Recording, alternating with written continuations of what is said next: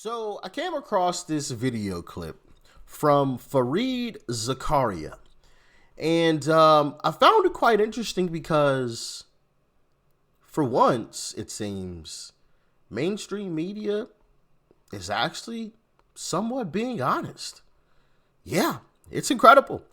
He's actually talking about how terribly run blue states and blue cities really are. I mean, it's incredible.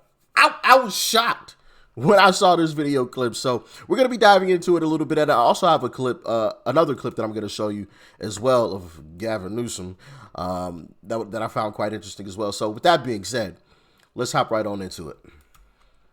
But first, here's my take.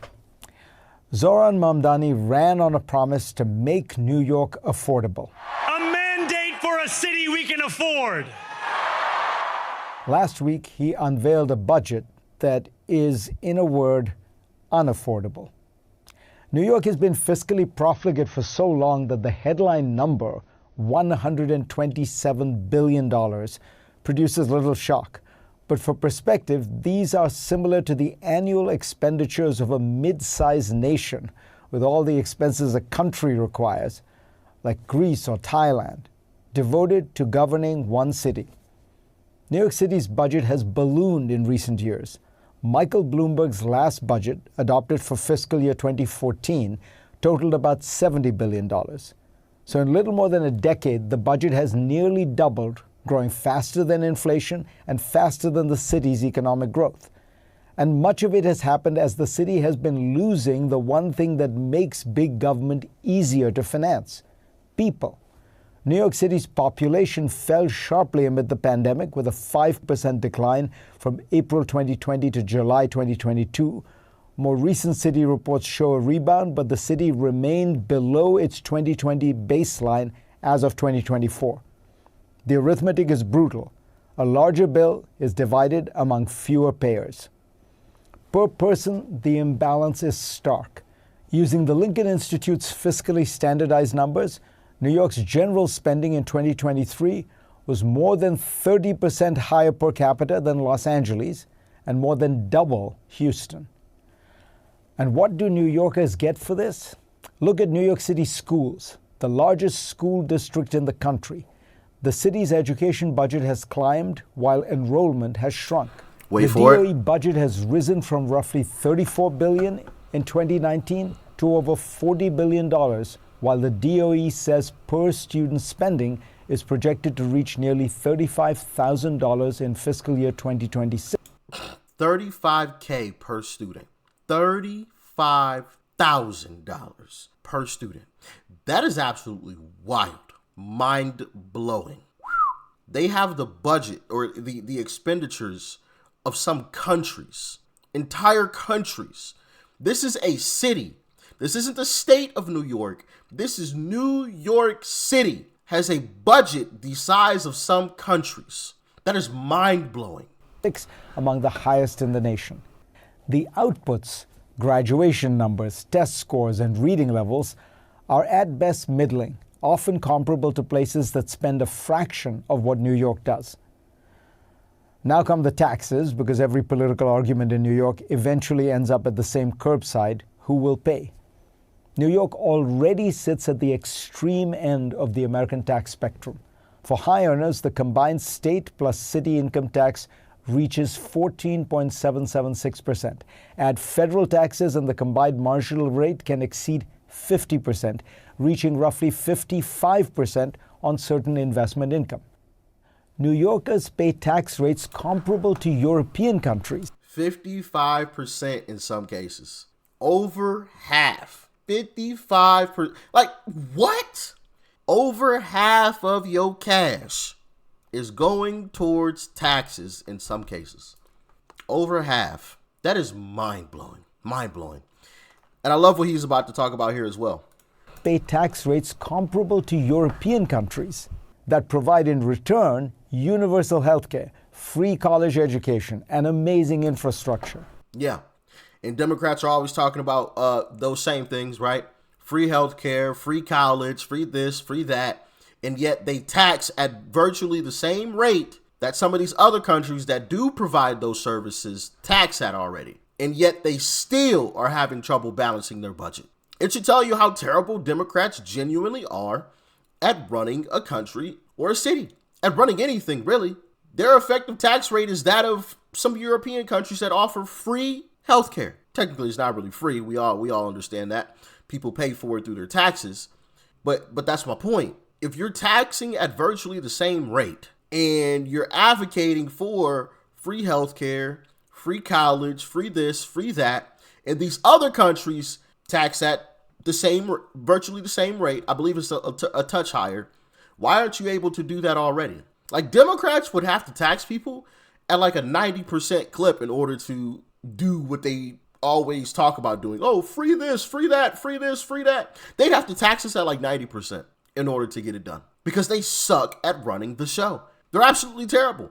And even then at 90%, I guarantee you they would still have trouble balancing the budget. They're taking half of folks' money and still can't figure it out. It's crazy, man. New Yorkers get some 300 miles of sidewalk sheds. On business taxation, the city is also off the charts. The Citizens Budget Commission reports that New York City business activity faces the country's highest combined corporate tax rate, 17.44%, once state, city, and regional layers are stacked. Mamdani wants to hike income and corporate rates even further, or else he says he will raise property taxes by almost 10%. Property taxes already made up more than 27% of the cost of home ownership in the city as of 2022, above the national average. New York is really... Hold on, say that again? I want to hear that one more time. Or else he says he will raise property taxes by almost 10%. Property taxes already made up more than 27% of the cost of home ownership in the city as of 2022. 27% of home ownership, and he wants to jump it another 10%. So 37% of home ownership is going towards taxes, property taxes. 37%. That is crazy. Above the national average. New York is really a prime example of a problem Democrats seem unwilling to confront. Blue cities are out of control, promising more, spending more, delivering less, and pushing off the fiscal problems to some future day. Take Los Angeles, another one-party metropolis wrestling with affordability and disorder. The city's homelessness budget for fiscal year 2025-26 totals about $950 million. The LA Homelessness Services Authority reported that in 2023, homelessness was up 9% countywide and 10% in the city. And a 2024 AP account noted that homelessness has surged 70% countywide since 2015 and 80% in the city. All this amid public frustration despite billions spent. An audit reviewed $2.4 billion in city homelessness funding and found that officials could not reliably track where it went or what it achieved. Or take Chicago with a mayor whose approval rate... Well, isn't that convenient? Can't track where the money went. I wonder what happened to it. Maybe somebody swindled it, I guess. Duh. My goodness, you're spending billions of dollars. And I said this before. The homelessness issue will never be fixed until the people who are paid to fix it are no longer paid. As long as people are paid to fix homelessness, it'll never be fixed. It'll never be fixed, ever. When people get to eat off of other folks being homeless, that problem ain't getting solved. It's not getting solved. And on top of that, you need major oversight. The fact that they can't account for billions of dollars that have been spent on this homeless issue says everything you need to know about how Democrats run the show. They're either completely incompetent or they're scammers. One of the two. I'd like to believe that they're scammers. Me personally. That's what I think. They swindled the money. Oh yeah, we're gonna pay this consultant, right? Hey, make sure you make that contribution to my campaign. You know, just saying. But y'all, let me know what you think. Let's hear what he got to say about Chicago's Mayor Brandon Johnson. Or take Chicago with a mayor whose approval rating is deep underwater, where the pension promises are so large that they will surely bankrupt the city at some point. What is the theory of good government here? If the answer is keep adding programs, the city will keep producing unaffordability, because unaffordability is what happens when government becomes a machine that grows faster than the society it governs. Zohran Mamdani's basic instinct is correct.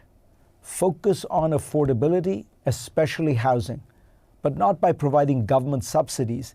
These only seem to have driven up the cost of rent, as subsidies naturally do.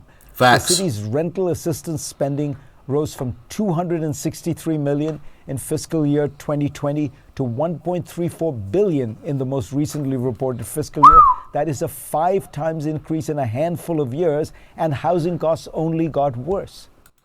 Duh, it only got worse because, I mean, it's literally quite simple, and I don't understand why people don't get this, because it doesn't take a rocket scientist to figure this out.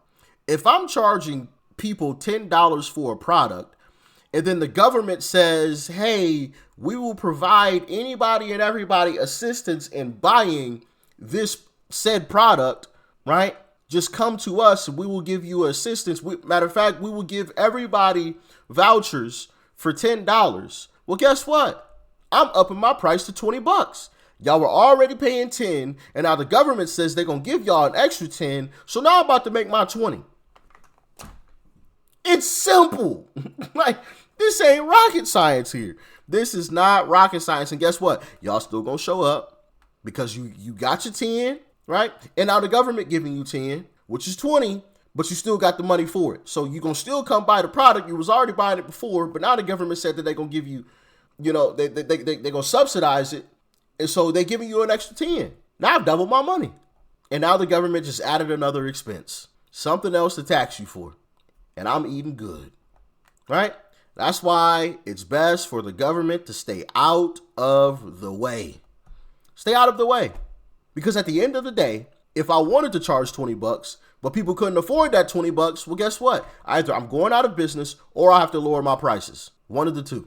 I'd have to lower my prices to a point where people could actually afford it. But when the government comes in and says, you know what? No, we'll cover the cost. Well, then what's the point of me lowering my prices if the government's going to pay for it? I got guaranteed money coming through because it's coming from the government. There's no incentive for me to lower my prices. I'm still making sales. I mean, it's literally, it's so simple. It's so simple. But anyway. Matt Iglesias persuasively argues that the city should make it easy and routine to just build abundant market rate housing. That will bring in more people, expand the tax base, fill the schools, and increase local GDP. Yeah, but they can't do that. They can't do that. They literally cannot get out of their own darn way. They can't. They have to have their foot on the necks of anybody and everybody who is trying to do something, who tried to do anything, really. I remember hearing a story from, what's the guy's name? Bill Meyer. He was talking about how he wanted to put a new garage door on his house. And he said he had to have an inspection before he put the garage door on and after, or in the middle of putting it on and after. It was like multiple inspections that he had to do. And it's like, why can't I just change my garage door? Like, it's ridiculous that I need an inspection for a garage door. And I agree. It's quite ridiculous. It's not like a garage door is, it's not like he's trying to build a parking garage where, you know, citizens, regular folks who are going in the parking garage. Yeah, of course, you might want to have some type of oversight on that parking garage, right? At least a little bit. Not to make it overbearing, but to make sure it's safe for the public. Like, this is a guy's garage door. Why does he need multiple inspections for a garage door for his own personal home? It's quite ridiculous. It's quite ridiculous. But that's Democrats for you, man. That's Democrats. They can't get out of their own way. And then they wonder why they can never balance a budget. And they just tax, add a tax. I mean, literally, the governor of Virginia, Abigail Spanberger, obviously ran as a moderate, but as soon as she got in office, I mean, bro, I made a video on this. The list of new taxes that have been proposed in Virginia is absolutely mind-boggling. They're proposing, for example, a tax on Amazon shipments. So if you order something from Amazon, they're going to add a tax on top of that, a delivery tax. If you order something from, a food delivery app, You get an extra tax on top of that because it's a delivery tax. And it's like, wait, what? Yeah, y'all, but it is just the craziest stuff, man. Just absolutely wild stuff. I don't get why anybody votes blue. I really don't. I really don't. And I was happy to see that finally somebody in mainstream media was actually honest about how terrible Democrats genuinely are at running anything. It's amazing. It's absolutely amazing. Now, I want to show y'all this clip of Gavin Newsom. Well, we're going to save the Gavin Newsom clip. I may be talking about that one tomorrow. But also, make sure you guys go and subscribe to the second channel, Extra Rich. The link is down below in the description box. Hope to see you guys over there. Peace and love. I'm out.